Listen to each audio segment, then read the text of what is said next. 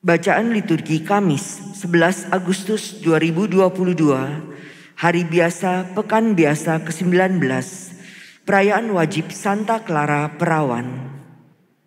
Bacaan dari Nubuat Yehezkiel. Tuhan bersabda kepadaku, "Hai anak manusia, engkau tinggal di tengah-tengah kaum pemberontak. Mereka mempunyai mata, tetapi tidak melihat. Mereka mempunyai telinga, tetapi tidak mendengar, sebab mereka itu kaum pemberontak. Maka engkau, anak manusia, siapkanlah bagimu barang-barang seperti seorang buangan, dan berjalanlah seperti seorang buangan di hadapan mereka pada siang hari. Berangkatlah dari tempatmu sekarang ini ke tempat yang lain, seperti seorang buangan di depan mata mereka. Barangkali mereka akan insaf bahwa mereka adalah kaum pemberontak. Bawalah barang-barangmu itu keluar seperti barang-barang seorang buangan pada siang hari di depan mata mereka. Dan engkau sendiri harus keluar pada malam hari di depan mata mereka, seperti seorang yang harus keluar dan pergi ke pembuangan.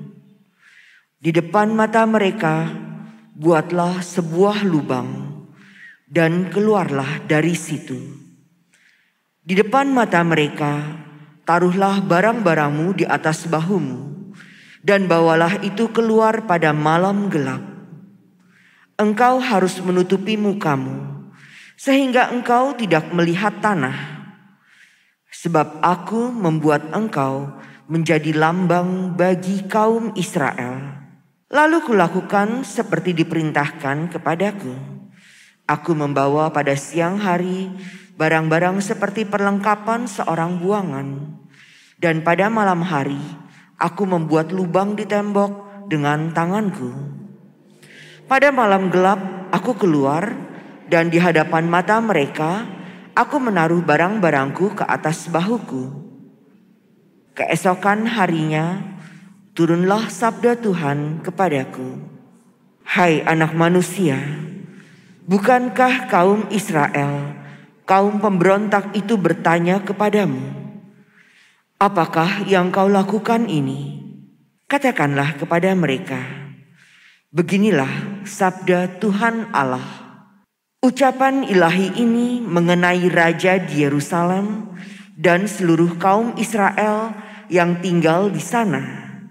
Katakanlah, aku menjadi lambang bagimu. Seperti yang kulakukan ini, begitulah akan berlaku bagi mereka. Sebagai orang buangan, mereka akan pergi ke pembuangan. Dan raja mereka akan menaruh barang-barangnya ke atas bahunya pada malam gelap dan akan pergi keluar. Orang akan membuat sebuah lubang di tembok supaya baginya ada jalan keluar. Ia akan menutupi mukanya supaya ia tidak akan melihat tanah itu. Demikianlah sabda Tuhan. Syukur kepada Allah. Janganlah kita melupakan karya-karya Allah. Janganlah kita melupakan karya-karya Allah. Mereka mencobai dan memberontak terhadap Allah yang maha tinggi dan tidak berpegang pada peringatan-peringatannya. Mereka murtad dan berkhianat seperti moyang mereka. Mereka menyimpang seperti busur yang tak dapat dipercaya. Janganlah kita melupakan karya-karya Allah. Mereka menyakiti hati Allah dengan mendirikan bukit-bukit pengorbanan, membuat Dia cemburu karena patung-patung pujaan mereka. Mendengar hal itu, Allah menjadi geram. Ia menolak Israel sama sekali. Janganlah kita melupakan karya-karya Allah. Ia membiarkan andalannya tertawan, membiarkan kebanggaannya jatuh ke tangan lawan. Ia membiarkan umatnya dimangsa pedang, dan murkalah ia terhadap milik pusakanya. Janganlah kita melupakan karya-karya Allah. Haleluya, haleluya. Sinarilah hamba-Mu dengan wajah-Mu dan ajarkanlah ketetapan-ketetapan-Mu kepadaku. Haleluya. Inilah Injil suci menurut Matius. Dimuliakanlah Tuhan. Sekali peristiwa, datanglah Petrus kepada Yesus dan berkata, "Tuhan, sampai berapa kali aku harus mengampuni saudaraku jika ia berbuat dosa terhadap aku? Sampai 7 kalikah?" Yesus menjawab, "Bukan hanya sampai 7 kali, melainkan sampai 70 kali 7 kali. Sebab hal kerajaan surga itu seumpama seorang raja yang hendak mengadakan perhitungan dengan hamba-hambanya. Setelah ia mulai mengadakan perhitungan, dihadapkanlah kepadanya seorang yang berhutang 10.000 talenta.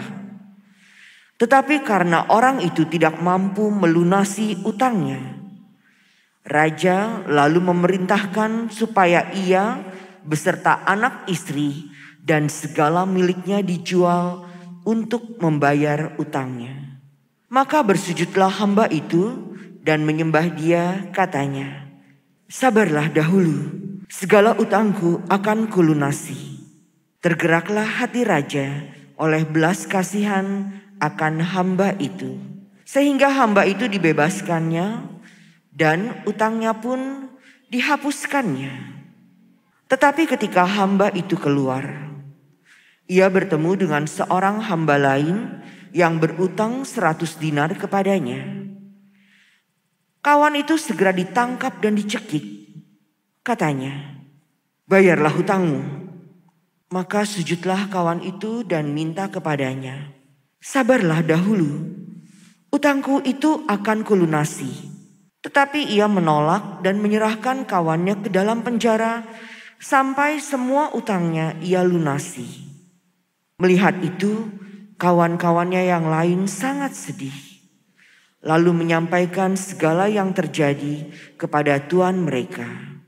Kemudian raja memerintahkan memanggil orang itu dan berkata kepadanya, 'Hai hamba yang jahat, seluruh utangmu telah kuhapuskan karena engkau memohonnya.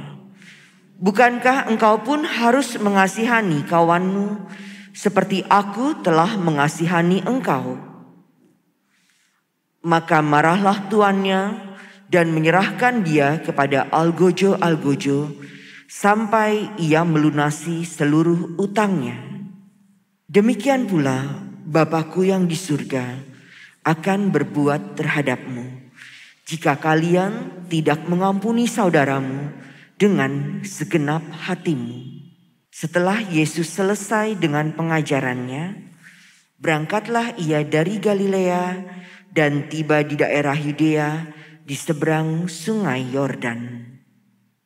Demikianlah sabda Tuhan. Terpujilah Kristus.